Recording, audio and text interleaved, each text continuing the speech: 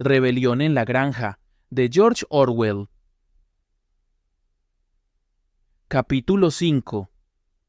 A medida que se acercaba el invierno, Marieta se iba volviendo más fastidiosa.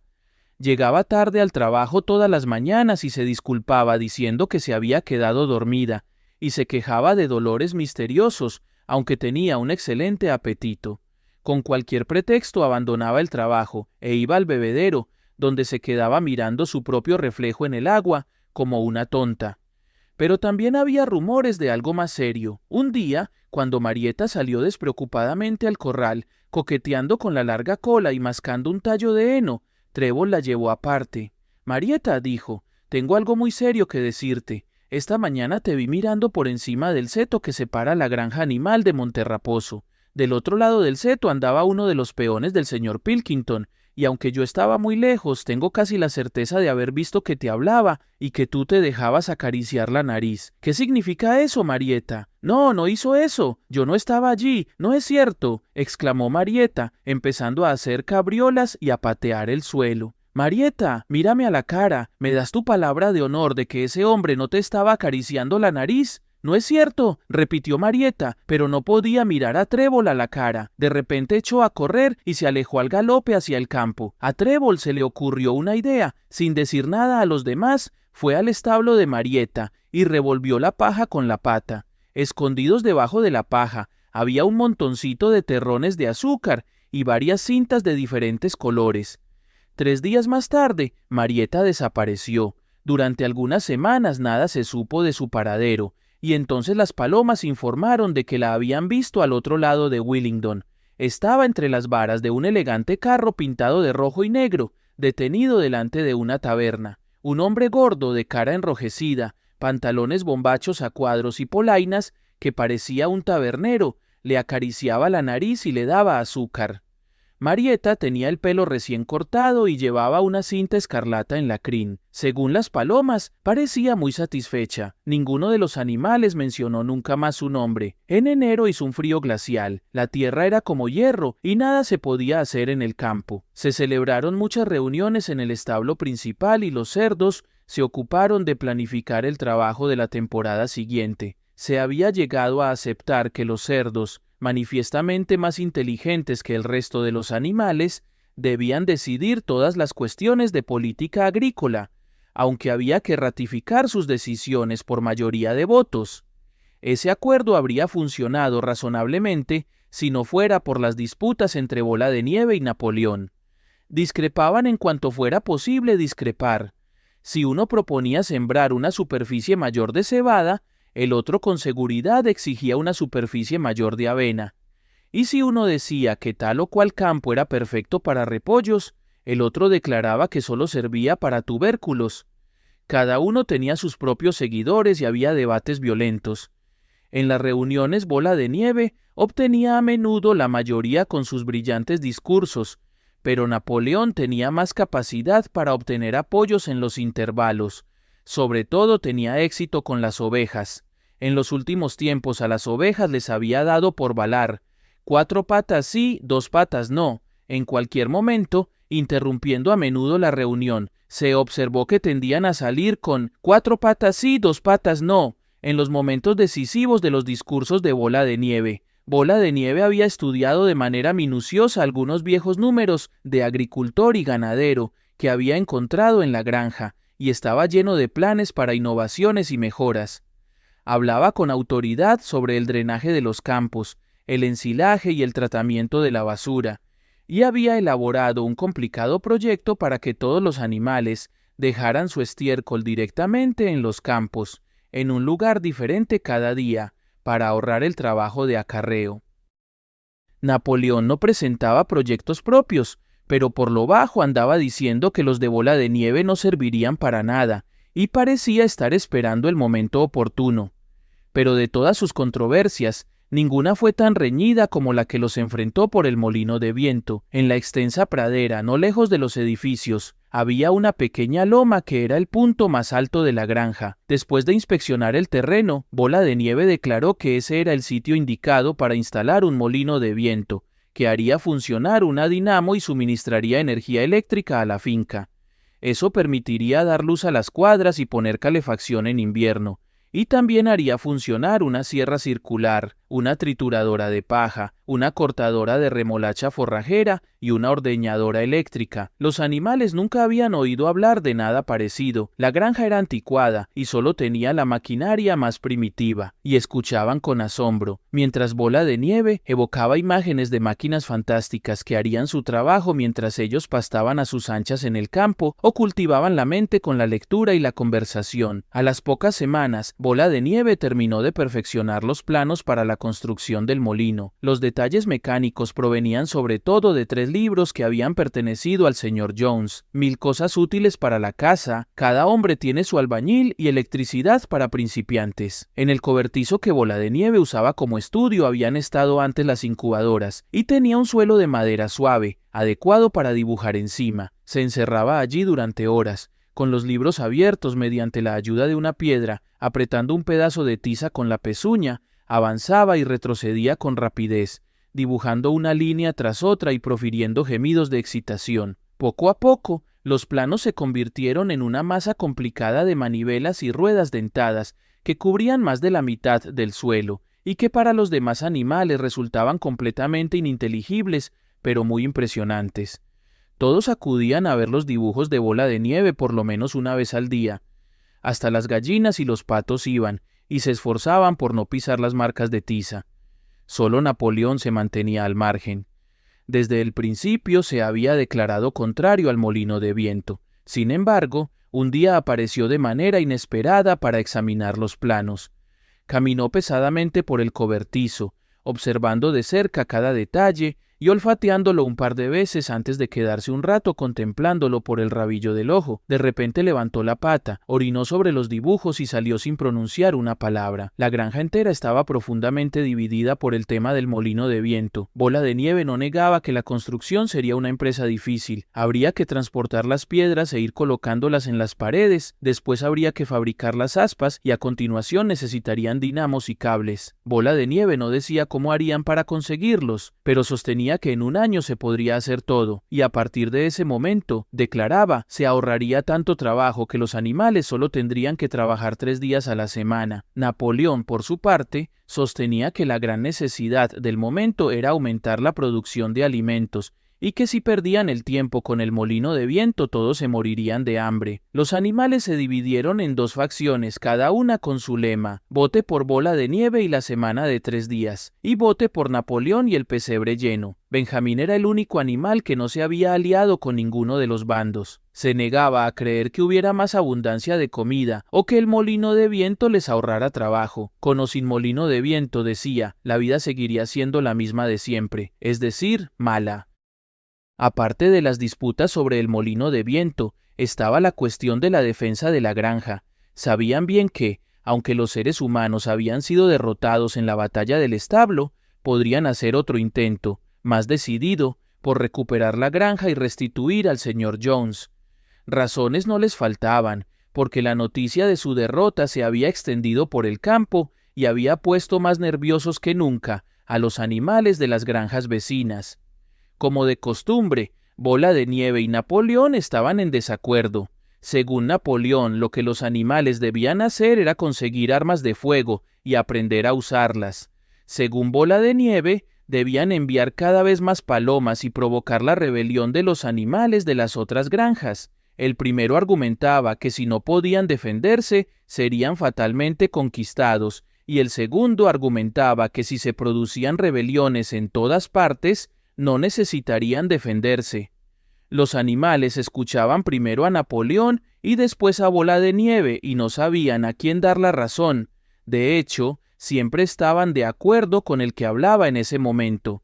Por fin llegó el día en el que quedaron terminados los planos de Bola de Nieve. En la reunión del domingo siguiente se sometería a votación el proyecto de construcción del molino de viento. Cuando los animales estuvieron reunidos en el establo principal, Bola de Nieve se levantó y, a pesar de algunas interrupciones por los balidos de las ovejas, expuso sus razones para defender la construcción del molino. Después Napoleón se levantó para responder. Dijo, sin levantar la voz, que el molino era una tontería, Aconsejó que nadie votara por él y enseguida volvió a sentarse. Apenas había hablado 30 segundos y parecía indiferente al efecto de sus palabras. Al oírlas, Bola de Nieve se levantó de un salto, hizo callar con un grito a las ovejas que habían empezado a balar de nuevo e inició un apasionado llamamiento en favor del molino de viento. Hasta ese momento las simpatías de los animales habían estado casi repartidas por igual, pero por un instante la elocuencia de Bola de Nieve los había entusiasmado. Con frases brillantes pintó un retrato de cómo sería la granja si los animales no tuvieran que soportar el peso del sórdido trabajo. Ahora su imaginación iba mucho más allá de las trituradoras de paja y las cortadoras de nabos. La electricidad, decía, podría hacer funcionar trilladoras, arados, gradas, rodillos, segadoras y empacadoras, además de dar a cada establo su propia luz eléctrica, agua caliente y fría y calefacción. Cuando terminó de hablar, no había ninguna duda sobre el resultado de la votación. Pero en ese momento, Napoleón se levantó, echó una extraña mirada de reojo a Bola de Nieve y lanzó un chillido estridente como nadie le había conocido jamás. De repente se produjo un terrible aullido fuera, y 9 perros enormes con collares tachonados de clavos entraron violentamente en el establo. Se lanzaron directamente hacia Bola de Nieve, que apenas logró saltar a tiempo para escapar de sus colmillos. En un instante salió por la puerta, perseguido por los perros. Demasiado asombrados y asustados para hablar, los animales se apiñaron en la puerta para observar la persecución. Bola de Nieve corría por las largas tierras de pastoreo que llevaban a la carretera. Corría como solo un cerdo puede correr, pero los perros le pisaban los talones. De repente resbaló y pareció que ya le darían alcance. Se levantó y siguió corriendo más rápido que nunca, mientras los perros acortaban la distancia. Uno de ellos casi logró atrapar con la mandíbula la cola de Bola de Nieve, pero Bola de Nieve la apartó a tiempo. Después hizo un esfuerzo adicional y, con unos centímetros de ventaja, se escabulló por un agujero que había en el seto, y no se lo vio más. Silenciosos y aterrorizados, los animales volvieron cabizbajos al establo. En un instante reaparecieron los perros. Al principio nadie entendía de dónde habían salido esas criaturas, pero pronto se resolvió el problema. Eran los cachorros que Napoleón había quitado a sus madres y criado de manera particular. Aunque todavía no eran totalmente adultos, tenían un tamaño enorme y aspecto de lobos feroces. Se acercaron a Napoleón y se vio que le meneaban la cola como solían hacer los otros perros con el señor Jones. Napoleón, acompañado por los perros, subió hasta la parte elevada del suelo, desde donde había pronunciado su discurso el comandante. Anunció que a partir de ese momento no habría más reuniones los domingos por la mañana. Eran innecesarias, dijo, y una pérdida de tiempo. En el futuro todas las cuestiones relativas al funcionamiento de la granja serían resueltas por un comité especial de cerdos presidido por él mismo. Ese comité se reuniría a puertas cerradas y después comunicaría sus decisiones a los demás. Los animales seguirían reuniéndose los domingos por la mañana para saludar la bandera, cantar bestias de Inglaterra y recibir las órdenes de la semana, pero no habría más debates. A pesar de la conmoción provocada por la expulsión de Bola de Nieve, ese anuncio consternó a los animales. Varios de ellos habrían protestado si hubiesen podido encontrar los argumentos adecuados. Hasta Boxeador estaba algo perturbado, echó las orejas hacia atrás, sacudió varias veces la crin y se esforzó por poner en orden los pensamientos.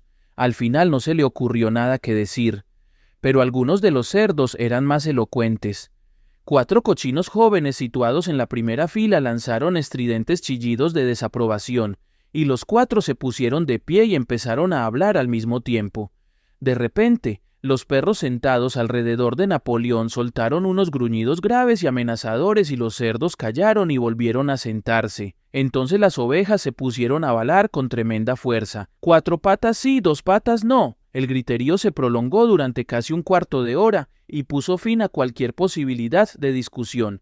Después enviaron a Chillón a recorrer la granja para explicar las nuevas disposiciones a los demás.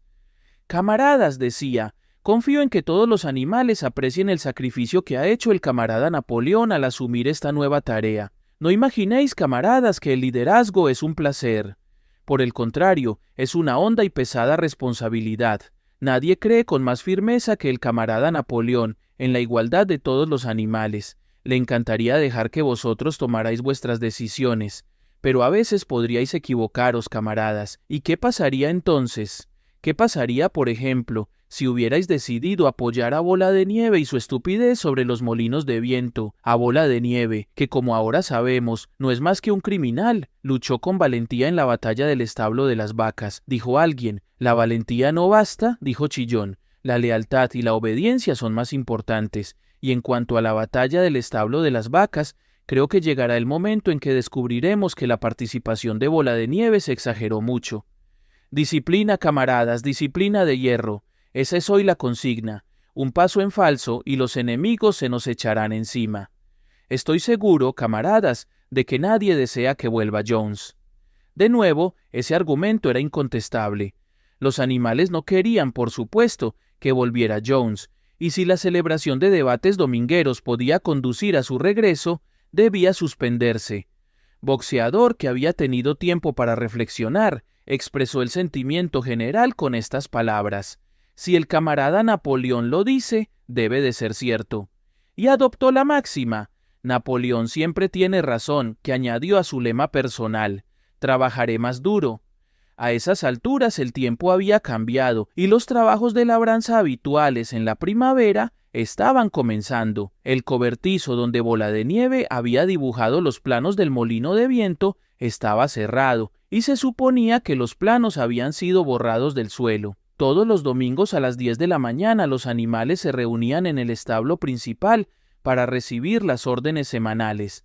Habían desenterrado de la huerta el cráneo del viejo comandante, ahora despojado de la carne, y lo habían colocado sobre un tocón al pie del mástil, junto a la escopeta. Después de izar la bandera, los animales tenían que desfilar por delante del cráneo de manera reverente, antes de entrar en el establo. Ahora no se sentaban todos juntos como en otra época. Napoleón, con Chillón y otro cerdo llamado Minimus, que poseía un extraordinario don para componer canciones y poemas, se sentaba en la parte delantera de la plataforma elevada, con los 9 perros jóvenes formando un semicírculo alrededor y los otros cerdos sentados detrás. Los demás animales se sentaban frente a ellos en el cuerpo principal del establo. Napoleón daba lectura a las resoluciones de la semana en un áspero estilo militar, y después de cantar una sola vez Bestias de Inglaterra, todos los animales se dispersaban. El tercer domingo, después de la expulsión de Bola de Nieve, los animales se sorprendieron bastante al oír a Napoleón anunciar que después de todo se construiría el molino de viento. No explicó por qué había cambiado de idea, pero advirtió a los animales de que esa tarea adicional implicaría un trabajo muy duro, incluso podrían llegar a tener que reducir las raciones. Pero los planos estaban preparados hasta el último detalle. Un comité especial de cerdos había estado trabajando en ellos durante las 3 últimas semanas. Se calculaba que la construcción del edificio, con algunas otras mejoras, llevaría 2 años. Esa noche, Chillón explicó en privado al resto de los animales que en realidad Napoleón nunca se había opuesto al molino de viento.